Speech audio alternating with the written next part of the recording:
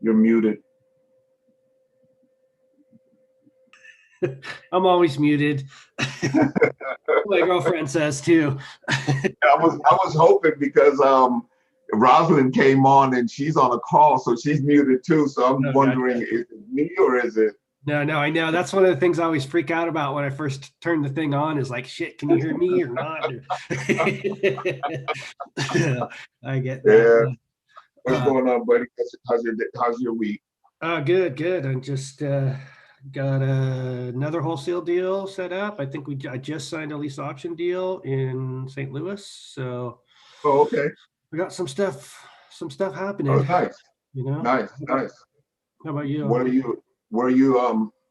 What type of marketing are you doing primarily? Dude, all we're doing right now is just the Justin Zillow for sale by owners through the REI and calling. And I finally got that Trello thing dialed in to where it's like, I'm so loving it right now. It's works out so great. So Oh yeah, you might have to share that with us. See how you got it set up. Did yeah. you get Twilio integrated? No, not yet. I'm using my Google Voice number, calling out of that. I have a system now where I set up basically what I do is I go through all the good ones, that are Yeah. in the thing, and then just copy and paste the Zillow lead into a card, Okay. and then I'll go through it and then just make the calls off of that and do my notes on that. And then if it turns into a deal, then I'll swap it into a lead.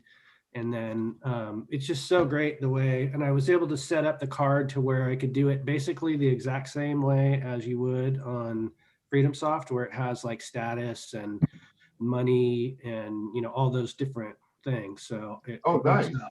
It's so easy, and then it's so much cleaner. Like I just feel like I'm so much more organized now than I was before. Because like for me with the FreedomSoft thing, I get overwhelmed with all these different phone numbers and calls, and if I didn't like wasn't completely on it, then things would get lost in the Oh, I know exactly what you mean. It's the same. It's the same way for me too. It can be a little bit overwhelming. I've found myself using just the parts of the system that I need, and try to ignore the rest because it yeah. gets to be overwhelming. Give me 1 second. Let me make sure that we're on YouTube and I'm able to.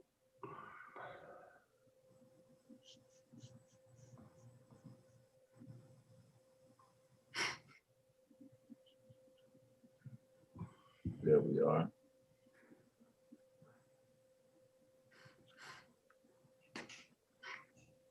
Yeah, so it's been quite a hectic last couple of weeks for me. I've been moving as soon as I came out of being sick. I ended up started moving and quite. Hold on a second. It's quite a hectic last couple of weeks for me.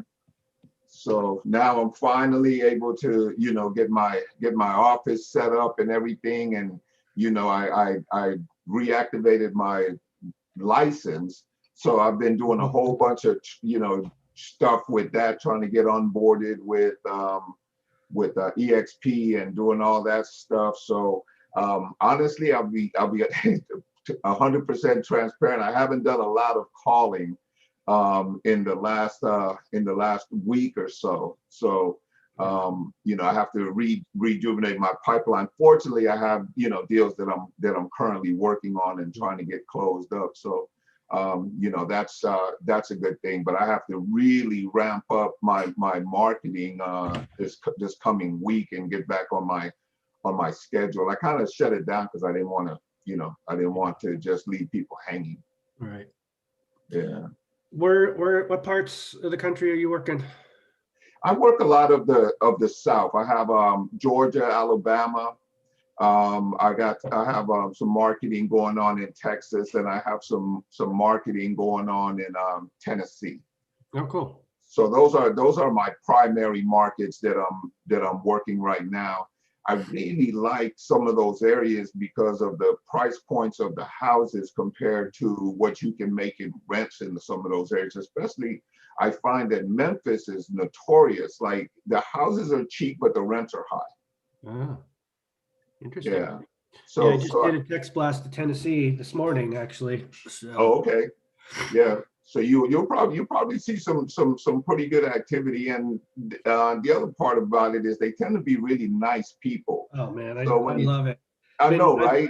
yeah, I just been doing. I did Alabama last week, and man, it's so refreshing. You really have to almost force yourself to get off the phone because you're Yeah, having conversations that are just conversations, right? for Like even sure. when they don't want to sell the property, they'll Yeah, just keep you on the phone. yeah, They'll tell you all about their yeah. grandkids. And, oh my My God, 3 minutes definitely turns into 7 to 8 on those calls for sure. absolutely, absolutely. Hey, so let me just start with some welcome everybody. This is our Wednesday role play sessions, and what we try to do is we work on the gut system and do some role playing and see if we can help each other improve our games. We also go through different types of deals and structuring and things like that. So we do a number of things on this call. And so you guys are always invited to participate. Welcome, Roslyn, Steve Mavis, Carl, thanks for being here. Malicio, Mark Richardson, who just got off. Jerry Smith, great to see you, my friend. Suzette, welcome. Thanks for being here. Edward, all right, my friend.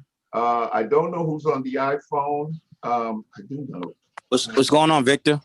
What's going on, man? How you doing? I'm good. I'm the iPhone person. Hey, Okay, okay, I'm that's Philip. iPhone man. That's right. That's Philip. How you doing, Phil? I'm doing all right. Good, good. Rick Gentry in the house. Thanks for being here, Rick. Lou Canal, Philip Montoya, and Waylon Chang. I'm sure we'll have some other people jumping in. But I'm gonna just real quick kind of share my screen. I know you guys have seen this 1,000 times, but I'm gonna show you again. This is the It's 1001. huh? I said this is 1001. Can you see it? Can you see my screen now? Nope, it's a black screen on my side. It's a black screen. All right, hold on. It should be.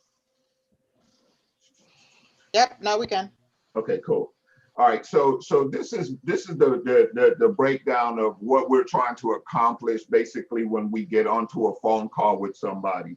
As you guys know, deals are done at 8, 9, and 10. Anything less than that is either a long-term prospect, a follow-up scenario, or it's basically a dead deal. There's not enough motivation there. That's when you have to decide for yourself if it's worth you doing a follow-up with this person. If you have an auto follow-up system, this is where you would decide to put them in there. It basically works in 3 areas. We have, bear with me, we have the agenda, the qualification, and the closing. And it's really a process that you walk somebody through. There's in the agenda section, you set the roadmap, basically letting people know exactly what it is that you're going to try to accomplish on this phone call. And there's certain things that you do that help you put the person at ease and also distinguish you from everybody else who calls. And that is permission to ask questions, give them permission to ask questions. And then the magic bullet is inviting them to fire you if in fact it's not something that is beneficial to both of you. It does a lot of things in terms of how it sets up their thinking, how it separates you from everybody else. And kind of gives them the sense that they're in control, which we all like, even if it's not even true, right? And then the qualification questions are obviously the why. That is obviously a vitally important question. Why are you selling? It says money is second here, but usually the succession of things has been the timing. You go from why to when. Like, when do you need to get this done by? Because that's going to set this level of motivation.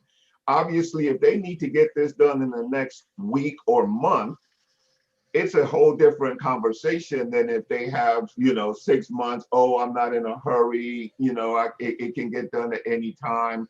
That changes level at which you can expect to close this deal.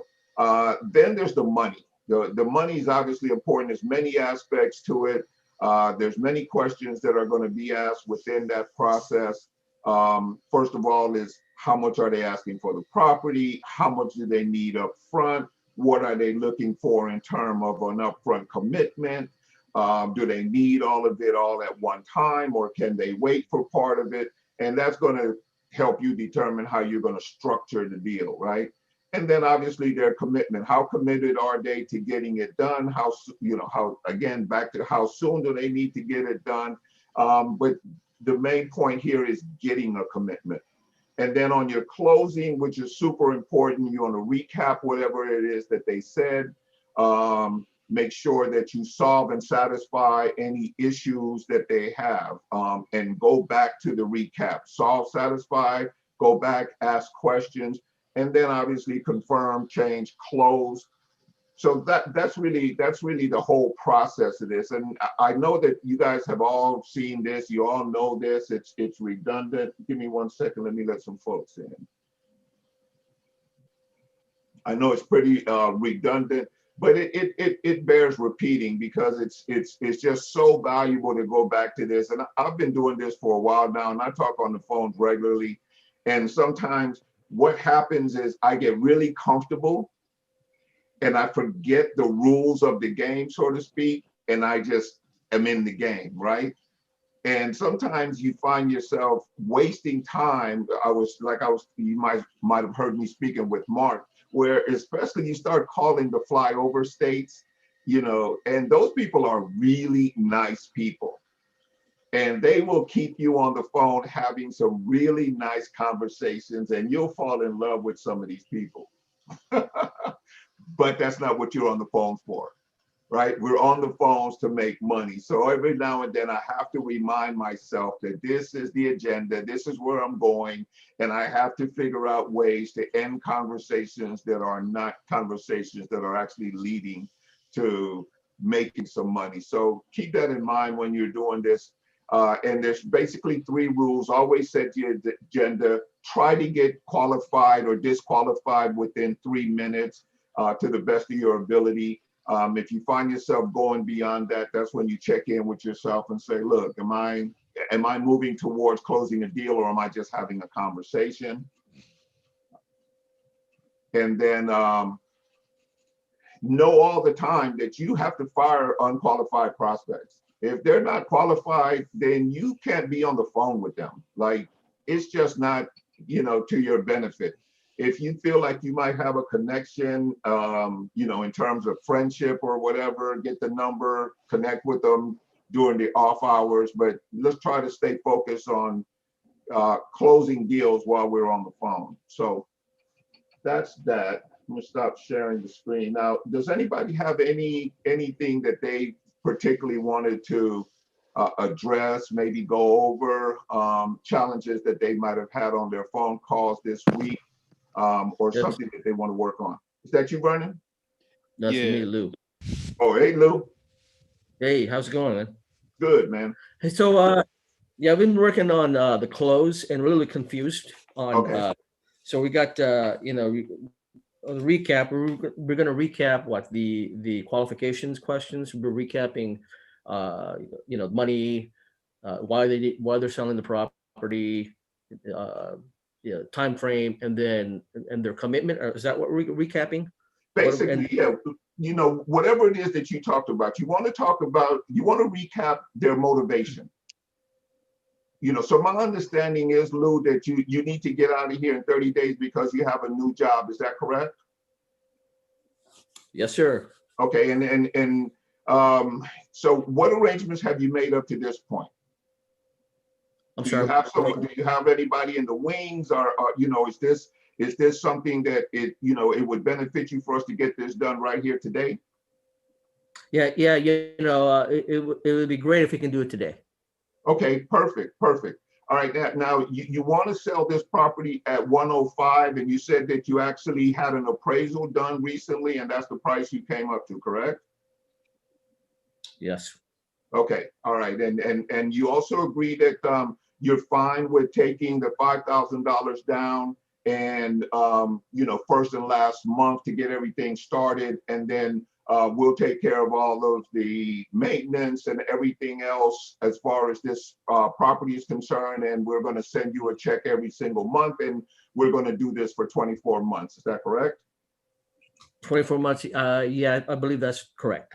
Okay, good. So basically all I just did was just a role play to, created a situation and just went back over every single thing that we talked about, how much money there is involved, the timeline that's involved, the motivation, why we're doing this, et cetera, right? So I'm just going through all that. And now I'm going to put this on some documentation for you, Lou. I'm going to get it over to you within the next 30 minutes. Now, you said you needed to speak to your wife about this and that she would be home within an hour.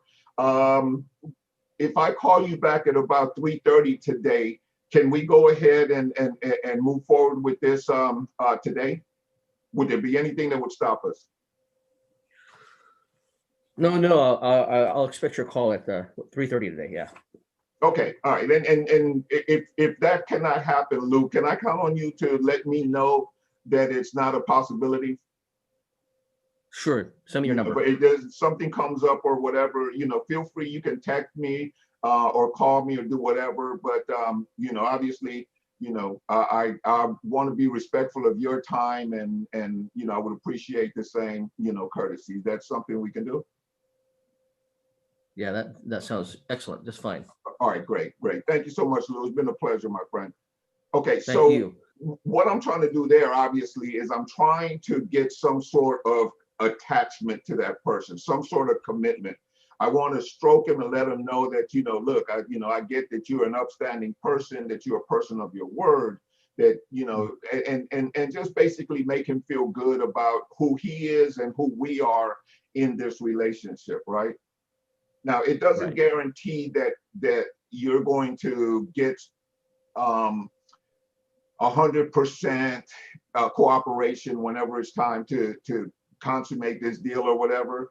But you want to get as close to that as you can, right? You want to get as close to getting some sort of commitment from these people. You want to create some sort of relationship. You want to make them feel good about doing business with you and having this, and that you're committed as well.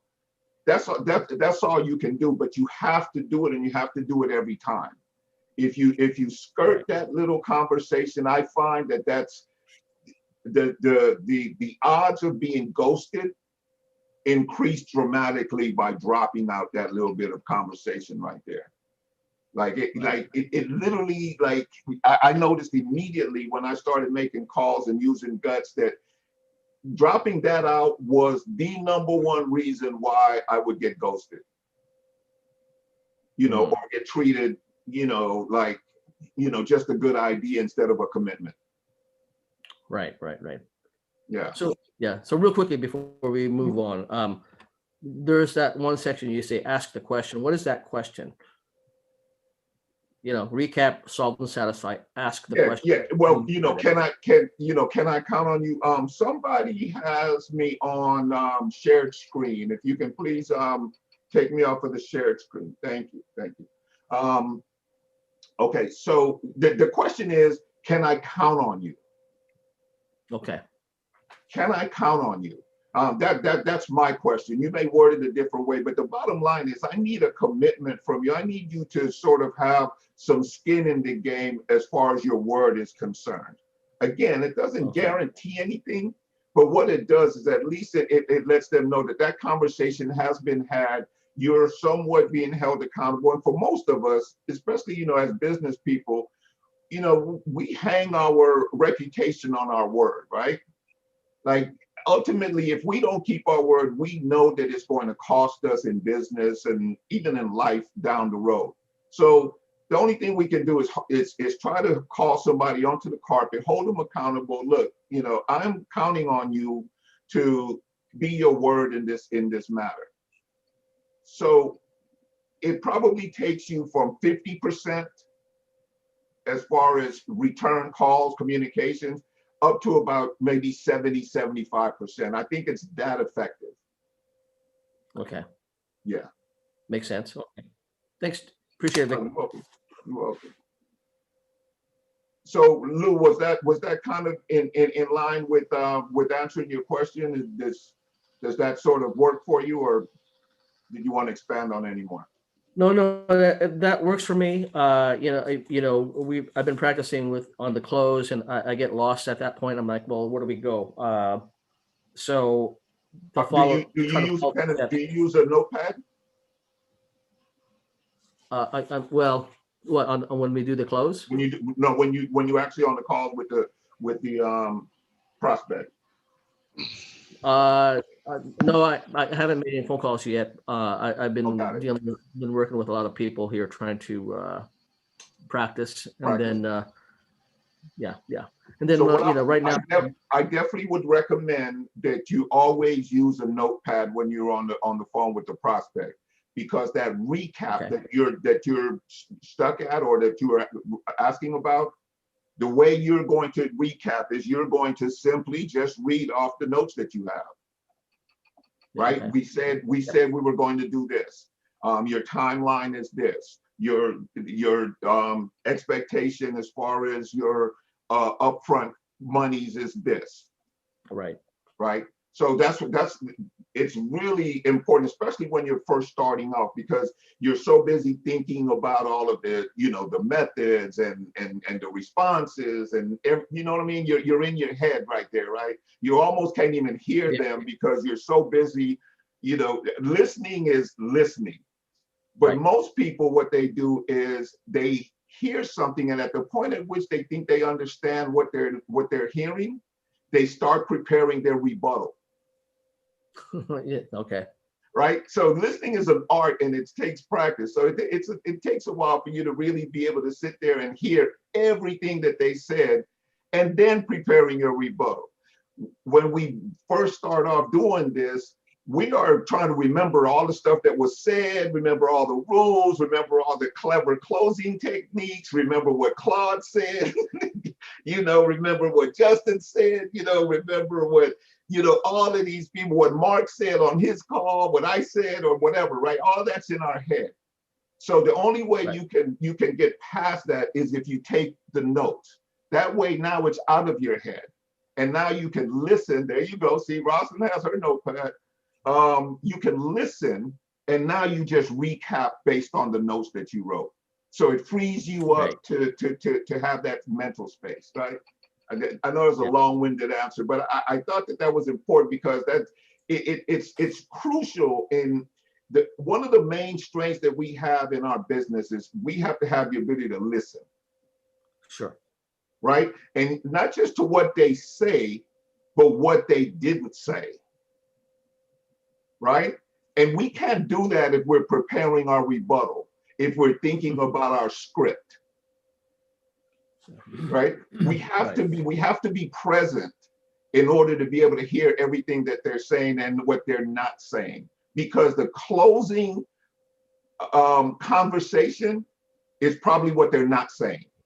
Right. But it's implied. It's you hear it in the nuance of what they're saying back to you. You hear it in their pauses and their hesitations and whatnot, and you can address it, for lack of a better word, elegantly, so that you don't put them on the defensive, right?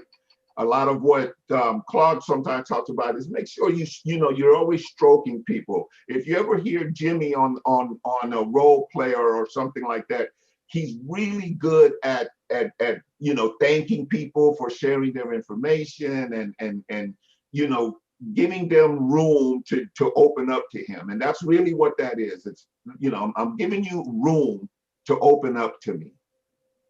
And when you open up to me, I can listen. When I listen, I can create solutions. When I can create solutions, I can present, something that's going to solve your problem. Right. So that brings me to another one, if you don't mind. The presentation. We're not supposed to give the presentation at all when we're doing our, the guts. Right. When do we bring in that presentation? When you say presentation, First of all, I don't have a presentation per se. Okay. I don't have a presentation, and part of the whole gut system is there is no presentation. Yeah, it's often stated, you know, the last thing you want to do is go premature presentation, right? Now, if you have a product or service that requires a presentation, like there are some people who do insurance or whatever, and they need to go through, maybe it's mandated by their company, maybe that's so. But in our business, I find that that's not really the case. All we're doing is we're trying to ask enough questions to be able to provide a solution. So our presentation, if you want to call it that, is simply recapping and making sure that you write up your agreement such that it covers all of the areas that that person was addressing like an issue. Right. Well, what I'm finding is when we're practicing, one of us will start going into, well, what can you run for, and this is what I plan to do. I plan to lease it out to somebody.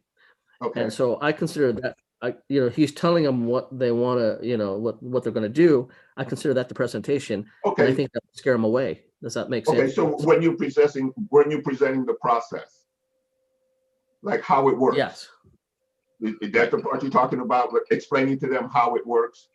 Okay. Right. Claude put a note in here. Presentation is the last thing you do to support the emotion, need, pains, etc. from the prospect. Can't say it any better than that, right? So that's really at the end of it when you're addressing all of the things, just like I was referring to, you're addressing all the things and you're just bringing everything together for them. That's about as much presentation as we do. Okay. Is where you just bring it all together for them. As far as how it works, a lot of times the question is, that is a great question. There's a reason why you're asking me that. You mind if I ask you what that reason is? Well, I need to know, how I'm gonna get paid. Well, we set it up in where the person pays you directly, but you'll still be responsible for making your mortgage payments, etc. Okay. What you don't want to do is over explain. Right. That's a problem sometimes, especially when you're first starting out, right? You want to give them everything you learned from every course you ever took about how lease options work. We all do it, right? That's just the nature of the game. That's why we practice. That's why we make a bunch of calls so we can get through that part of it, right? But so that's the main thing. Try to make your answers as direct and as short as possible. And usually if they ask a question, that's an opportunity to close. That's a great question. May I ask why you asked me that?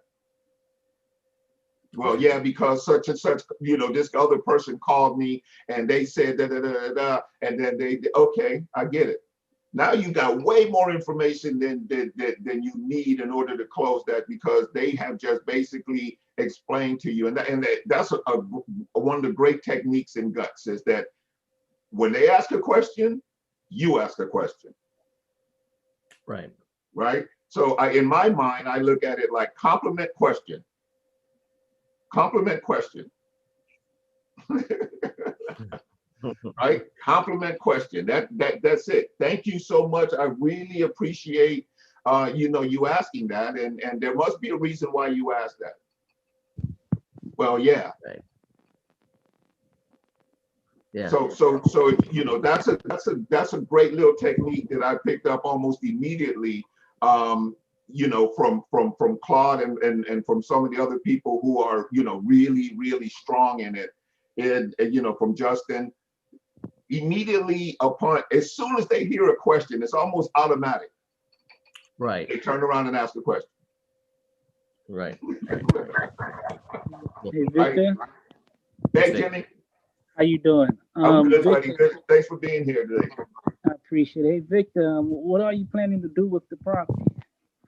Well, I'm not even sure right now. I'm just tired of managing it. I'm a long way away now, and I just don't want to deal with it anymore. Well, I could totally understand where you're coming from. So Victor, just to recap right now, you mentioned that you want 225 for the property, correct? That's correct. You mentioned that you is the only one on board. There's nobody else as far as making decisions, correct? Well, nobody makes the ultimate decision. I'll run it across my girlfriend and stuff, but the ultimate decision lies with me. That's right.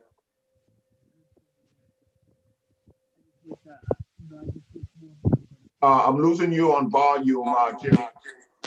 What about now? That's good. I said, man, good for you, man. I just wish I come across more men that can actually make decisions. Yeah, right. Okay. Yeah, I appreciate you. Yeah. So with the 225, so it's just going to be a recap. You mentioned that you're going to make the decision. You mentioned that you want to close in the next 30 days, correct? That's right. Okay, awesome. Before I go ahead and send all these paperwork together, and I appreciate you for being honest and upfront with me. What questions do you have for me? Well, I'm not really sure how this whole thing works, how this whole lease option thing works. I like the idea of, not having to do anything, but, I'm not 100% sure. Oh man, I appreciate you for being upfront. Thank you for, asking that simple, question because you're a little bit unsure about what's really going on. Well, when it comes down to a lease option, it's very simple where we would, we agree on the price today. We take over the responsibilities, and then after 24 to 36 months from today, we just cash you out. How you feel about that? I'm good. So what about all the maintenance and stuff? Am I going to be, my main thing is, don't call me anymore for these toilets. I'm just over it.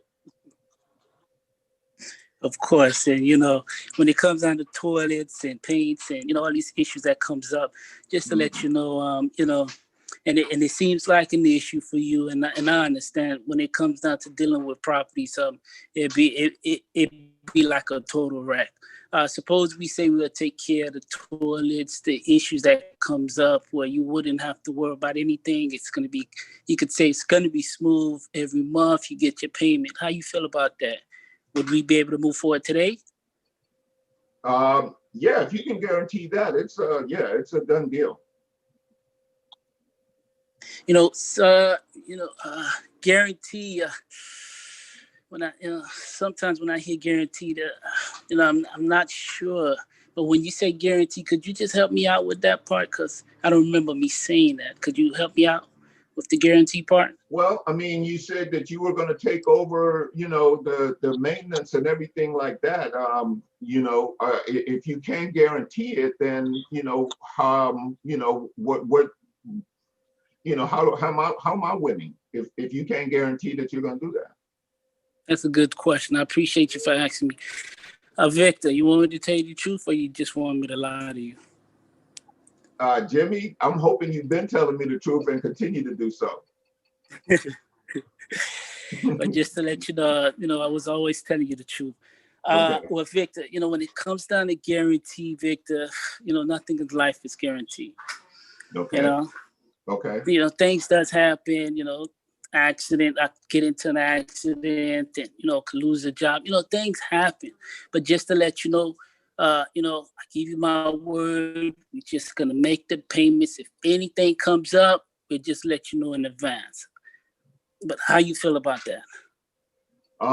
Okay, so off the role play for a second. So okay. I like where you were going with it, Jimmy, but what has occurred as a result of the conversation a little bit is that now I'm some concerns are starting to come up for me. So okay.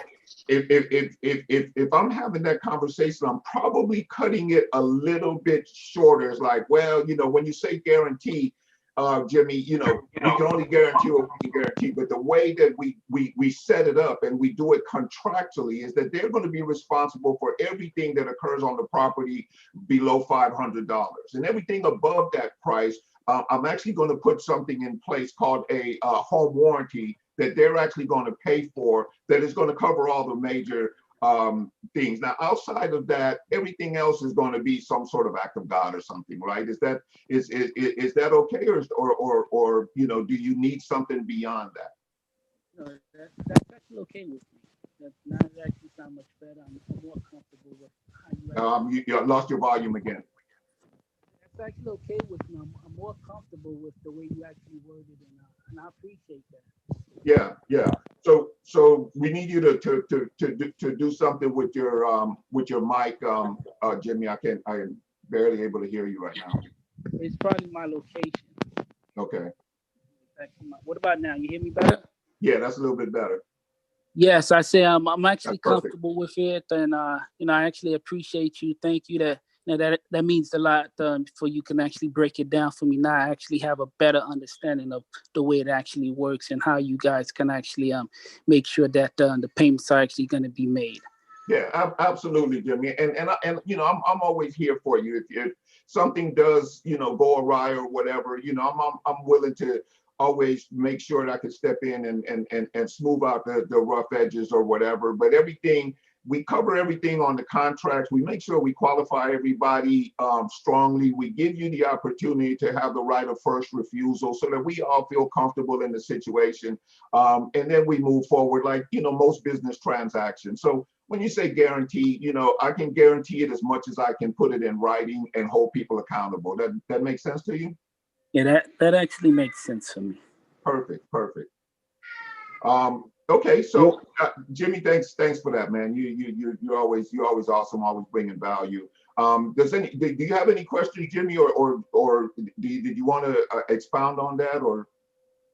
Yes, I want to go over that piece again because it actually makes sense. Because the way I looked at it, I just looked at it as if, like, you know, I'm being responsible, meaning I didn't put it in a format as if like I'm having a tenant. I'm letting them know it's a tenant since we're gonna do probably 3 to 5 years. In my mind, I'm thinking, okay, I'm responsible for everything, but I just want to, you know, go over the guarantee for a minute in case things happen. But what we can do is make sure, since you mentioned we could actually have the warranty in place, if anything breaks, and you know, if you know, if this comes up, that comes up, we'll be able to be responsible for that. And Yeah.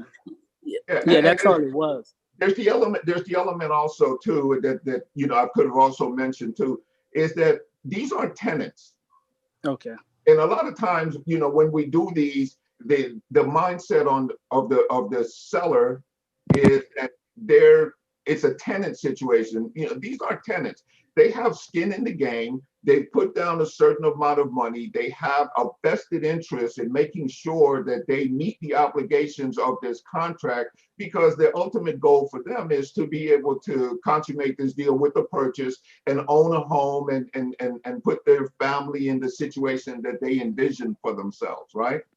So that's our leverage. Our leverage is that, look, these are not renters. These are not somebody who, you know, paid first and last and whatever. These people have skin in the game, and these are people who have the intention on becoming homeowners. And we are an intermediary that gives them an opportunity outside of the normal way that they would have to do it, which means that they may have to wait, or they have to come up with more money or whatever. So what we do is we give them an opportunity while giving ourselves an opportunity at the same time. Okay, makes sense. Right? Okay. Right. So now they got skin in the game, so they have an obligation, and we also tied it in contractually. Okay. Amen. You hear me? Yeah. No, I didn't hear you. What you say? I said it makes sense. I see where you're coming from. All right. Thanks a lot, Jimmy. No Anybody else have any comments, feedback, questions, anything they'd like to contribute in terms of that? So what challenges have you guys been up against? Anything that you have been facing that kind of has thrown you for a loop, or you keep finding yourself running up against it? You know, Lou mentioned, you know, the recap is a challenge for him. Is there any other part of it that you guys are experiencing some difficulty with that maybe we can work through? sellers, they actually want outrageous prices. Second, the sellers would agree, go over the recap, everything's okay, they're the decision maker, and they just go MIA on it. And then, you call them to see what's going on, still no response, call again, no response, text, no response. So Jimmy, we're having a really difficult time hearing you. I think right now you're sharing some information or sharing some stuff with us, but at this point we really can't hear you. My location. Okay, let me see if I can move around. Okay, yeah, let us know when you're all set. Okay. All right, so anybody else I know? Oh, Moises, are you here? Yes, sir, I'm here. All right, so I remember I made a promise to you last week that that you and I would work on some stuff. So is there a particular scenario you want to go through with me that we can work on? Yeah, absolutely. Actually, I had a weird scenario last week where, I had actually set the agenda to this prospect, and I got an answer. We're like, hold on, let me pass you to my sister or to my daughter. Okay. It was just kind of, weird, and I didn't know how to, bring it back up to, into setting up the agenda. So what was the daughter's role? Sorry? What was the daughter's role in the transaction? I don't know. I'm not sure. It wasn't even. It was just like, here, I'll pass you to my daughter after I asked the setting up the agenda. Okay. So And did you speak to the daughter? yeah, I spoke to the daughter, but I disqualified the lead since I kept getting very short answers. Like I don't even know why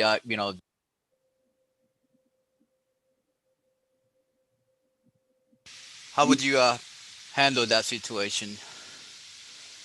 Well, I have to know more about the situation itself, but it's not uncommon. Now, one of the things that you might be able to do is ask if you can speak to both of them together. Maybe put you on speakerphone and allow you so that you don't have to repeat yourself.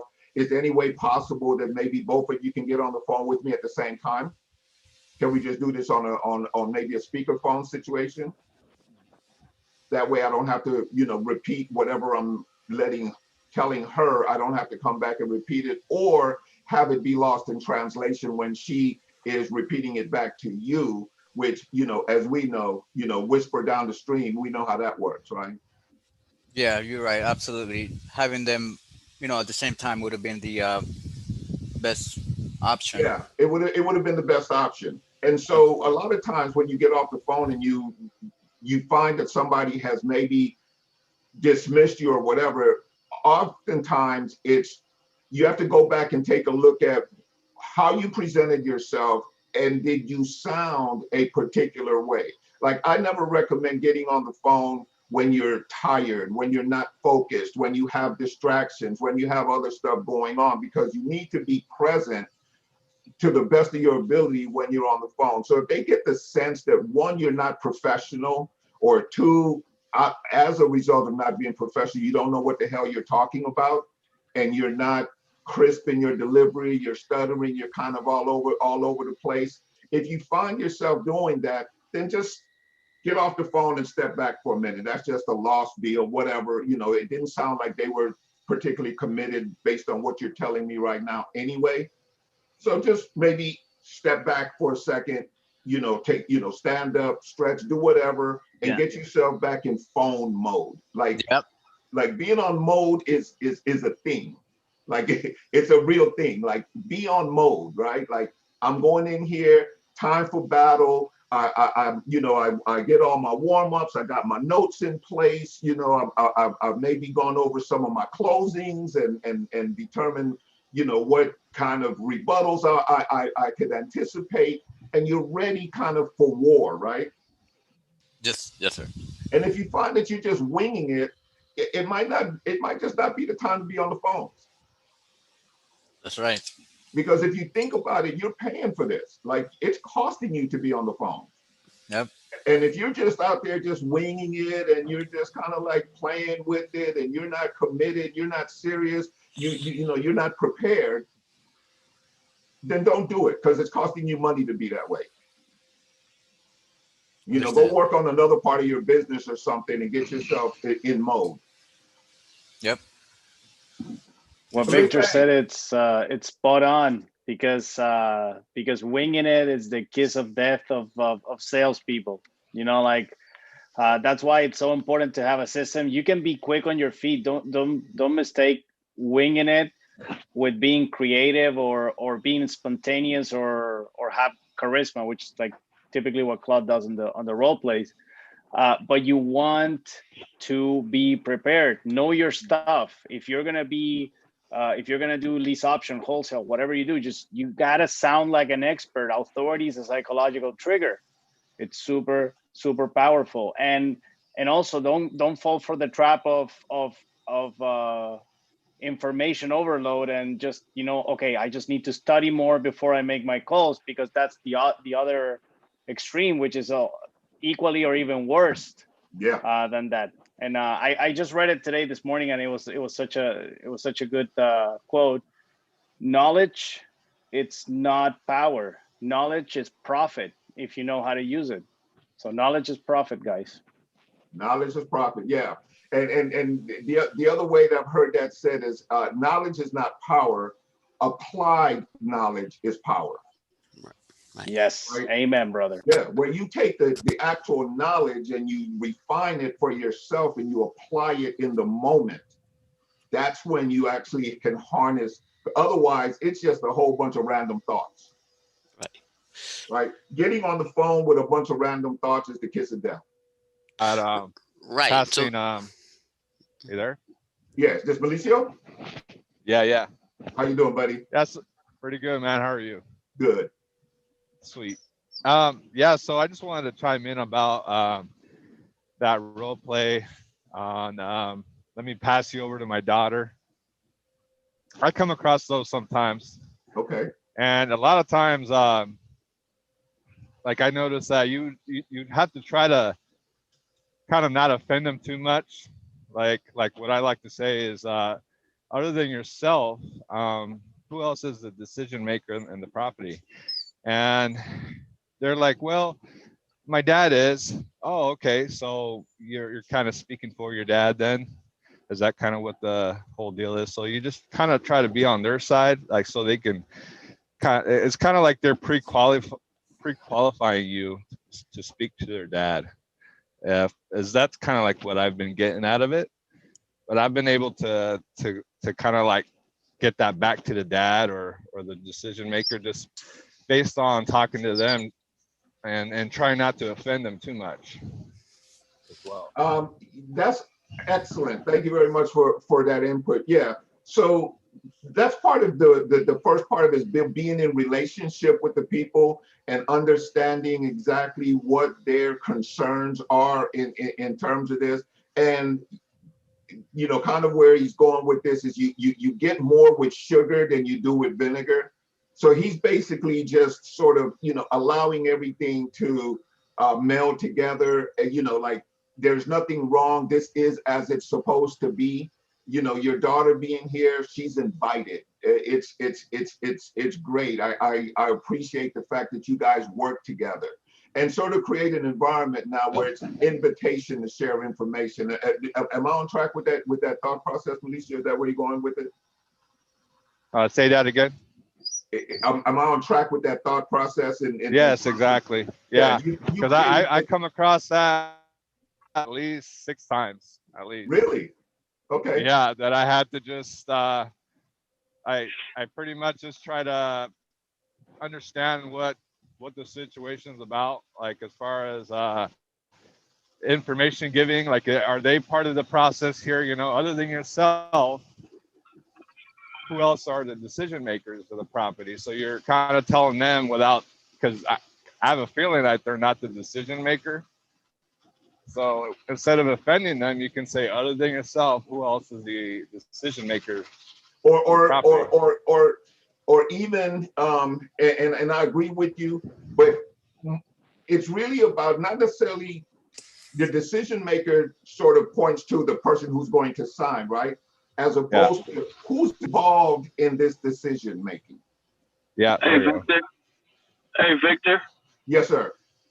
And another reason is too that the parent might be, they don't have the understanding, and they normally default to the children to make those decisions for them.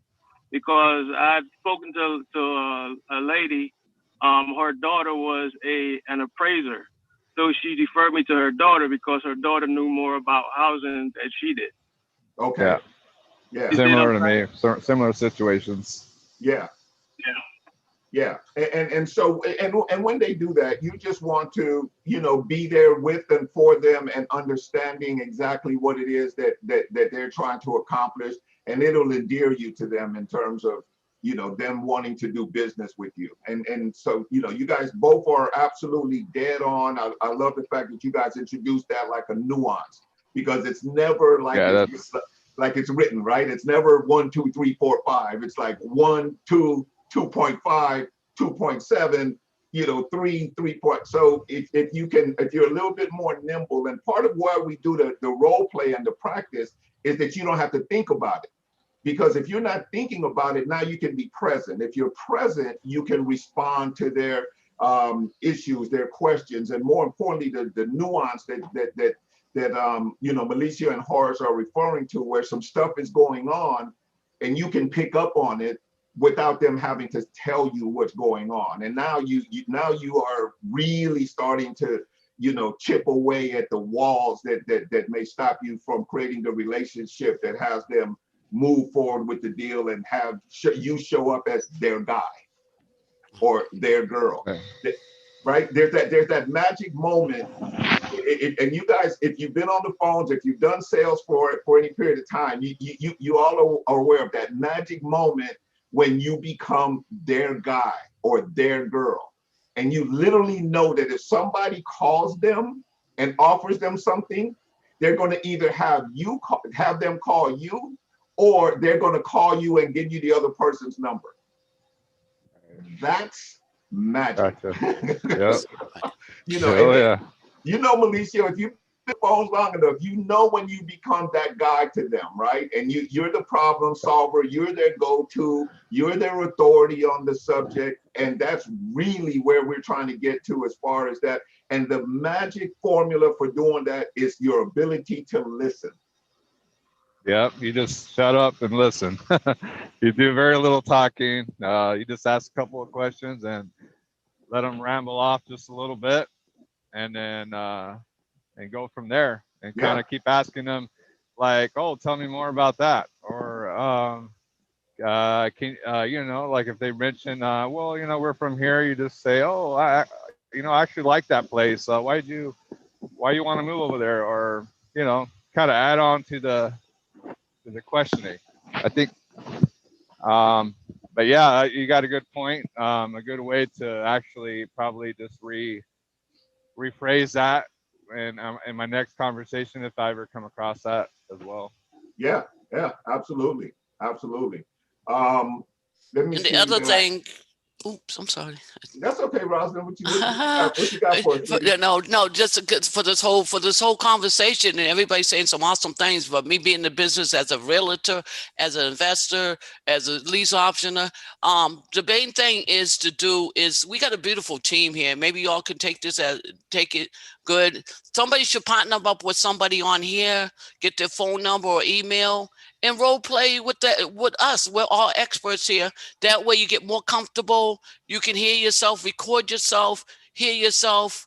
Then you can, the partner can say, okay, this is what you said.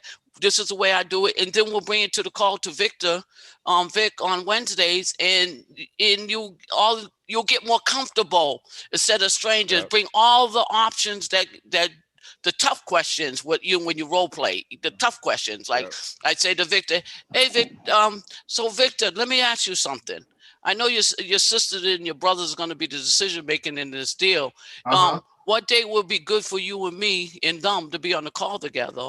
Or we can do a Zoom call together so we all can make this decision real quick to get your headache off of your hands. Would that be okay with you? What day would be good for you? Well, we can do it tomorrow. Actually, we'll all be together tomorrow around 2:00. All right. So, my time is good too. 2 sounds great, but I have 1:30 available or 3:30. See, I'm still in control, but I'm letting them know those are 2. Would 1:30 be good for you instead of 2? You think you can make that happen? I'm not, you know what? I'm not sure about that. I know I can do 2:00. That's, that's the time that I know we'll be together. All right, great. And you know what? I'm gonna arrange a little bit things around a little bit, and I would definitely be on a call with you at 2:00. Is that okay with you? All right. So make sure you gather everybody up, and if somebody can't make it, hopefully you can forward the information. But I look forward to meeting you and your family on the call. Sounds good. Awesome. Thank you. Good. So, Okay. but I did that through like doing what we're doing with Victor, So, Philip, if you want to call me and find the day that we role play for an hour or so, that way we can get all these off the way. And then you get more comfortable. When you call that person, the stranger, you're not worrying about the stranger. You're in control. You know all the questions and answer. That's just a tip to help with the team on something like that too. Absolutely, Yeah. and I definitely appreciate you, volunteering to help support the other people on the team and in the group to try to improve our game. And understand, folks, that's actually the absolute best way to do this. Why? It's not costing you money. If you practice on your prospects, if you practice on your leads, and what I mean by practice on them is you're not at all prepared, and then you're just getting on the phone. And it's just like, oh my God, think about that every single time. That's costing you money. You've just given up money, right? To do it. I'll role play with anybody here. Anybody up for it? I'm up for it too. There you go. So you guys can share your information. You can do it privately to each other if you have somebody that you want to do it, or you can always feel free to contact me and I'll put some people together or whatever. However you guys want to do it, you guys are all in different groups. Just put it out there. We'll make it happen. We'll work together. We'll help each other get our game on. I was going to make some calls myself. If you guys don't mind, actually, I'd like to at least make one and see, maybe you guys can hear me on the phone or whatever. If I can get a hold of this person, one of my students, he sent me over something. Where he did a campaign and he got some responses. This particular response is, thank you for inquiring about my home. I'm open to all fair offers, regards. And she left a link to her Zillow. For whatever reason, it's not opening up completely for me, but that doesn't really matter. You guys want to hear me make a call? Oh yeah. I know it's getting it's a little late, but I love it, Victor. No, go ahead. I want to hear. Uncomfortable, All right, putting himself in the hot seat. Beautiful. let's do it. So you guys know that I'm just not on these calls acting like I know what I'm doing without doing it. Yeah, you got to make at least 100 calls a day to get good on the phone. Victor, I wanted to ask you a question real quick before you start that call. Oops. Oh, never mind. Yeah, I already dialed.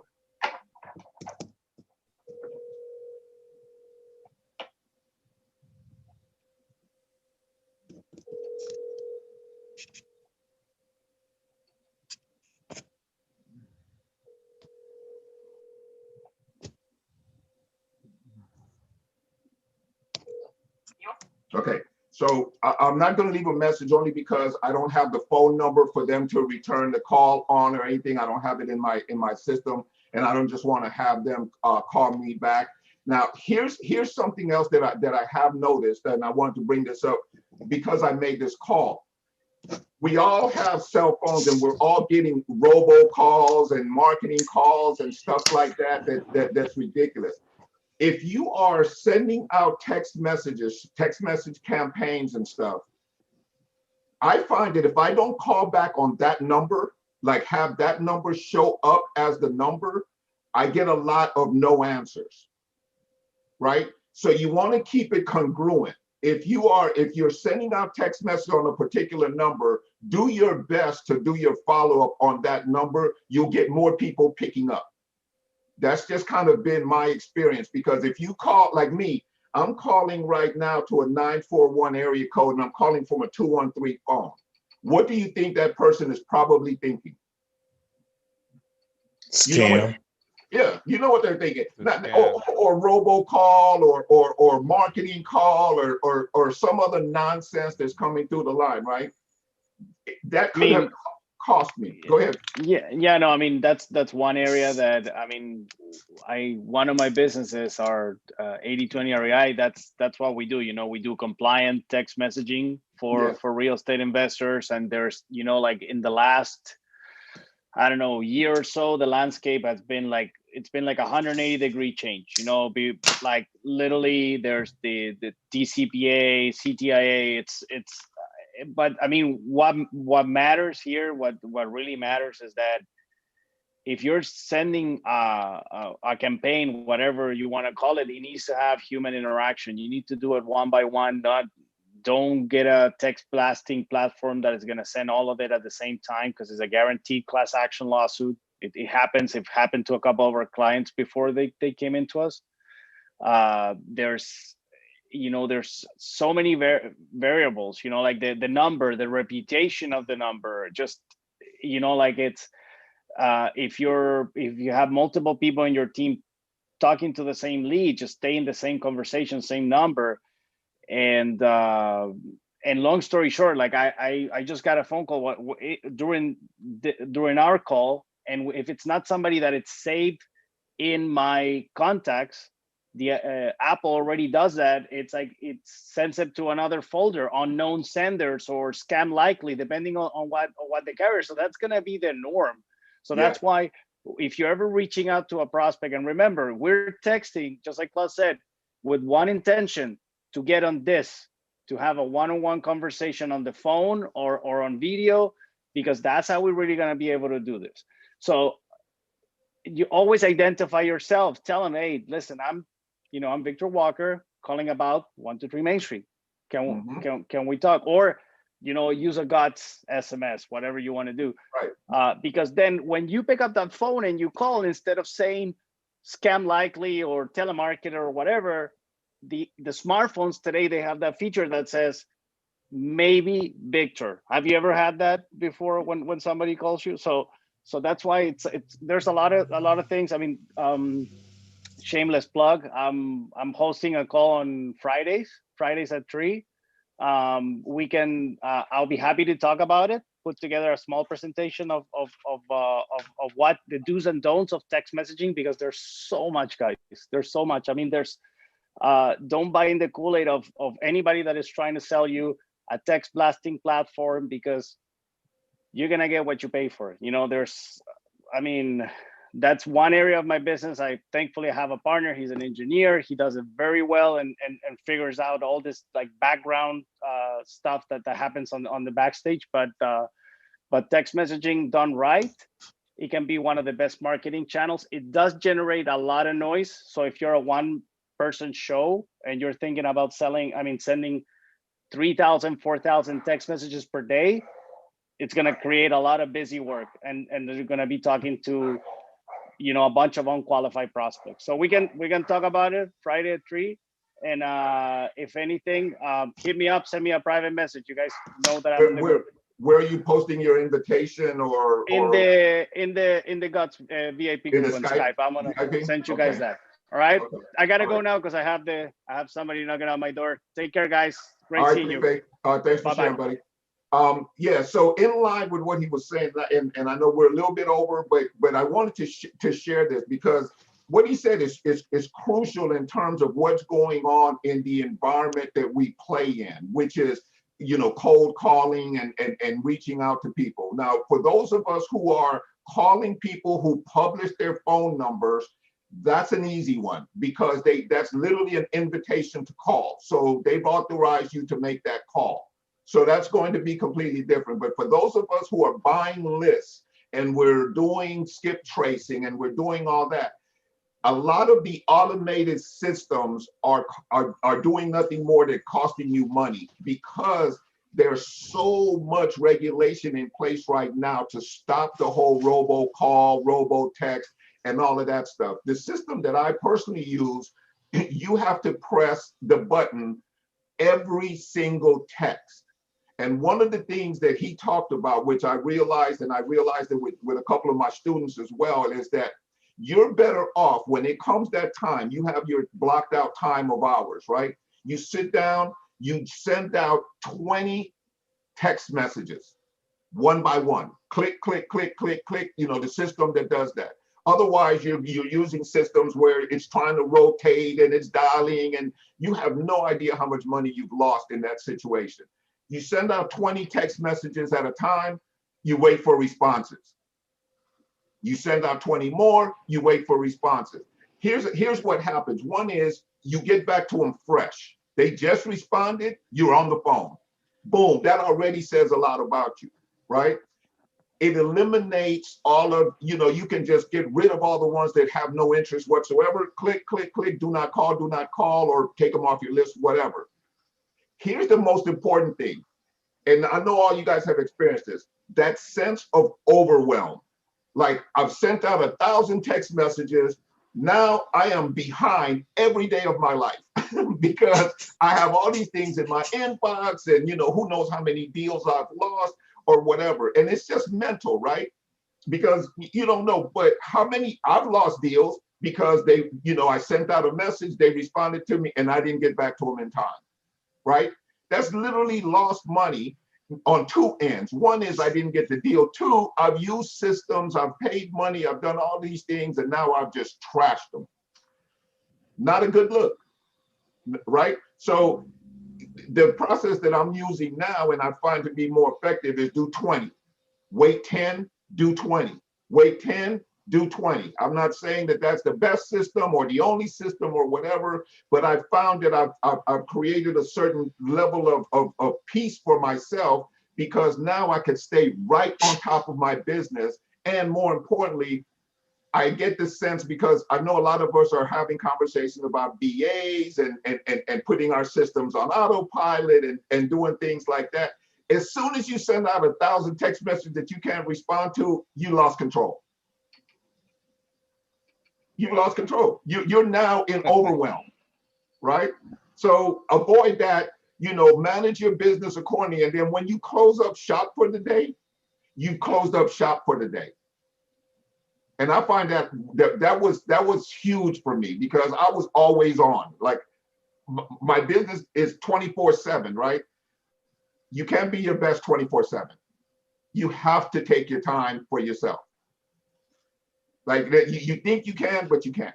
You want to control how much is coming in and how much is going out, how much of your effort, when you're on, when you're off. And now you feel like you have management of your business, and that you own your business and your business doesn't own you. Yeah, Just a little text something. message, on those text messages, like, generally I like to do a blast like after work, after 5. Okay. And so I can answer the text messages. Exactly. And I've sent thousands. And so I think just by adding like the unsubscribe, if you don't, the option to unsubscribe to these text messages is a big one, because I think those are one of the compliant rules. Yep. And that will take care of all that. But at the same time, you're trying to close on these deals, and these people sometimes they just do the stop and think that you're just a spam or exactly or fraud. If you add, I don't mean to cut you off, but if you add reply with stop, if you don't want to receive any more messages, or you've sold your home or whatever, reply with stop. Most of the systems that everyone that I use, stop is an automatic trigger to take it out of the rotation. So if that's something you want to use, not everybody uses that, by the way, because some people will just, you know, they'll respond based on, you know, their attitude in the moment, catch them at a bad time, they're pissed or whatever. And now they've taken themselves out of the conversations you could possibly have. Somebody calls them at a better time, and now it's a deal. So it's up to you to decide how you want to do that. But if you ever include respond with stop, most systems will automatically remove them from your list, and you don't have to worry about that one anymore. Nice. Yeah. Hey, Victor, Yes, Jimmy. that's why that attraction marketing is actually best. It works 24 hours, 7 days a week without you even working hard. That is What is that? that is gold attraction marketing, where you're putting out valuable information like what Claude is a proponent of, and what he has all his students sort of moving towards is, you know, you put out quality information and you attract people to call you. Right? Gotcha. You put out quality content onto the internet and people call you. Once they call you now, that is a written permission for you to communicate with them, conduct business, create relationship, and all of those things. And that's a result. That's not with the text then. That's more like from a website maybe. Or however you have them. If you ever saw Claude, one of his sticks is I answer my own phone. Yeah. So if you put your phone number out there, then they'll call you on your phone, and you now have it. And if you want to move it from there to a text, then you move it from there to a text. But you control the method of communication, right? Right. Yeah. So that's super strong. Jimmy is absolutely on point with that. And I think that with all of the regulations that are coming down the pipe right now, I think we're not going to have a choice, folks. I think that's going to be the way that we are going to have to conduct business moving forward. Is we're going to have to be invited to speak with people. I said the same thing. Pretty smart. That's true. The way things are right now, they're not answering. They're complaining a lot. Is now you got to get outside of your comfort zone and start creating content, let people see you, and let them come to you every day. Yeah. Yeah, because it looks like if they come to you, you got the leverage as well. Yeah, exactly. Direct mail will still be safe though, right?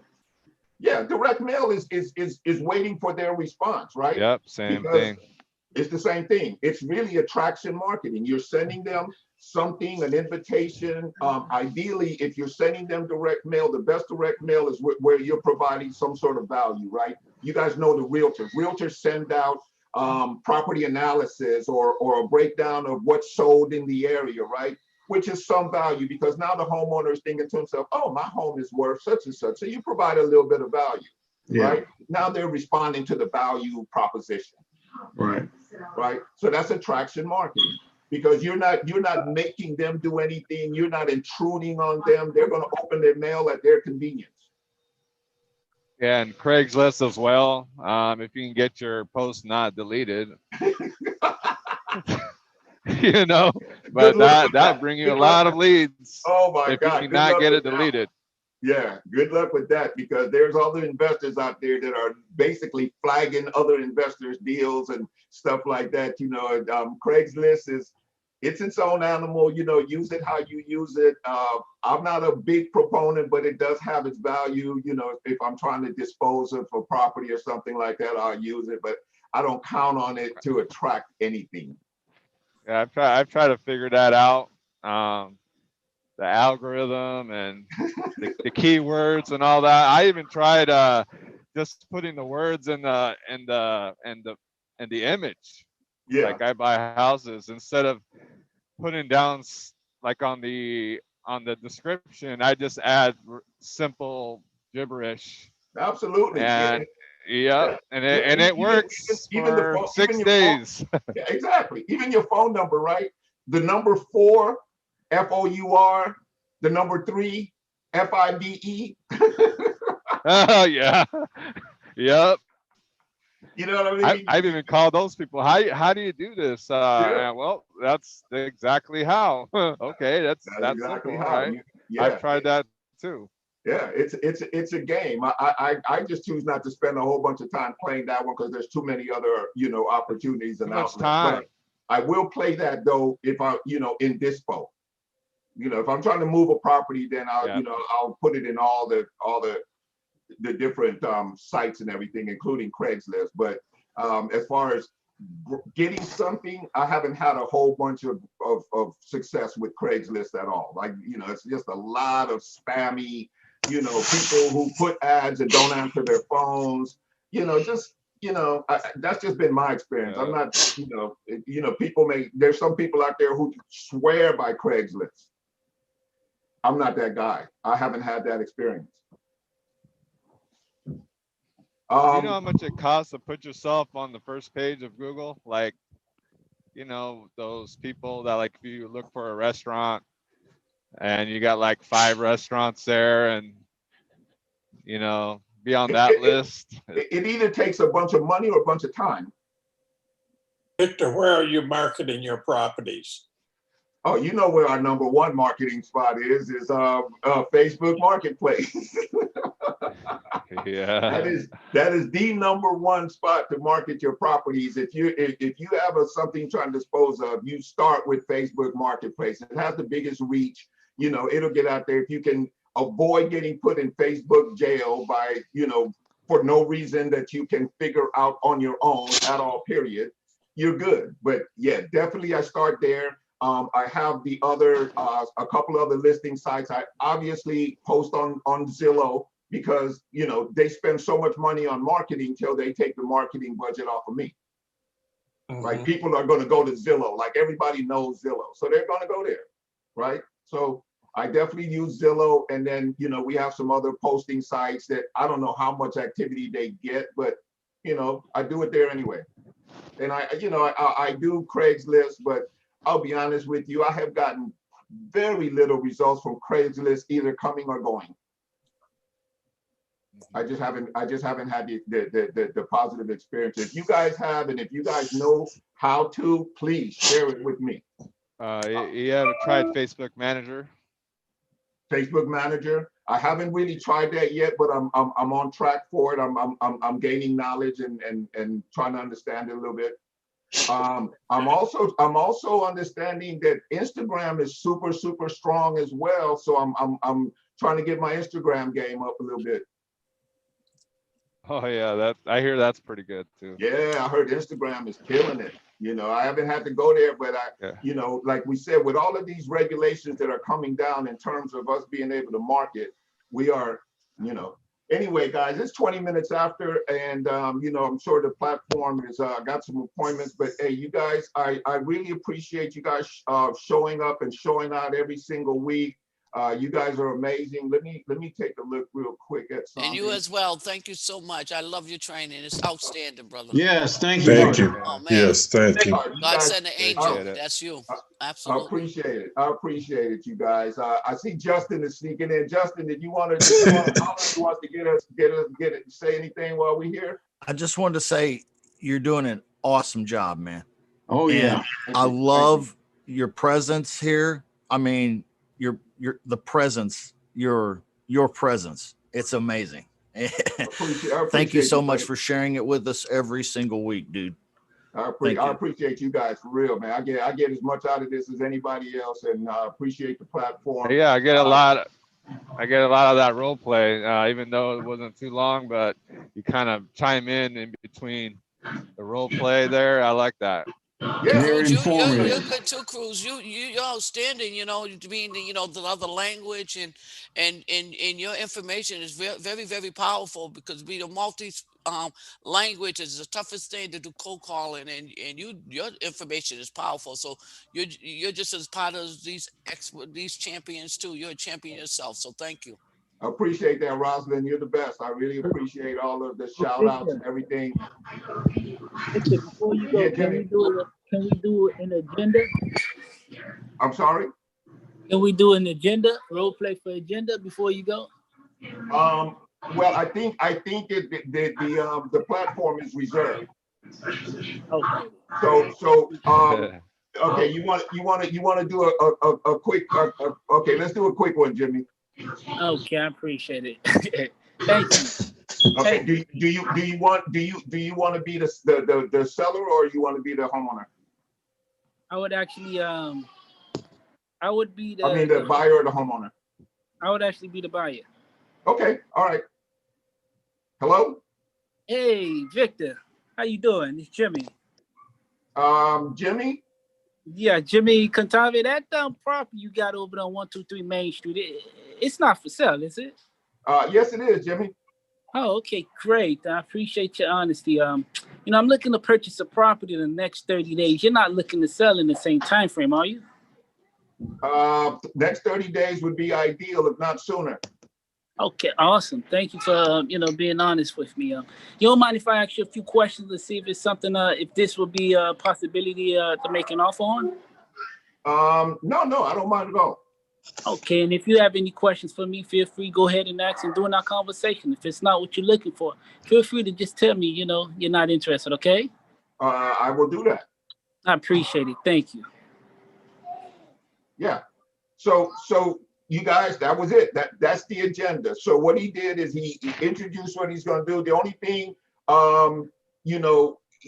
that he wanted to do was to make sure that person knew what was going to happen during this conversation.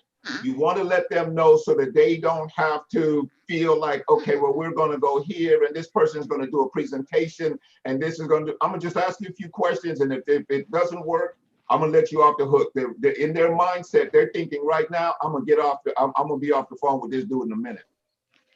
Little do they realize that they get ready to sell you their house.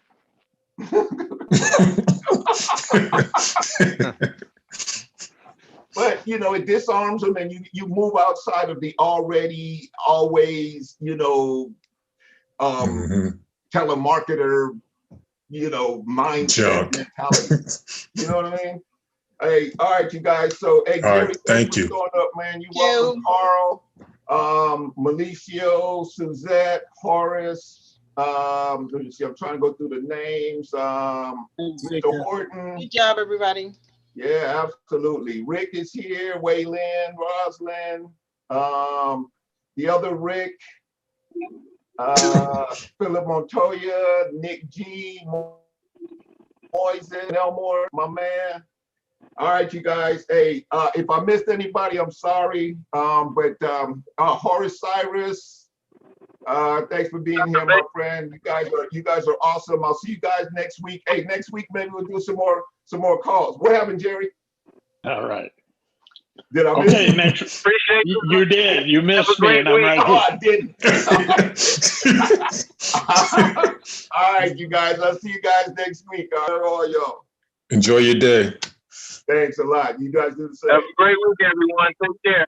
You as well. All right. Take it easy.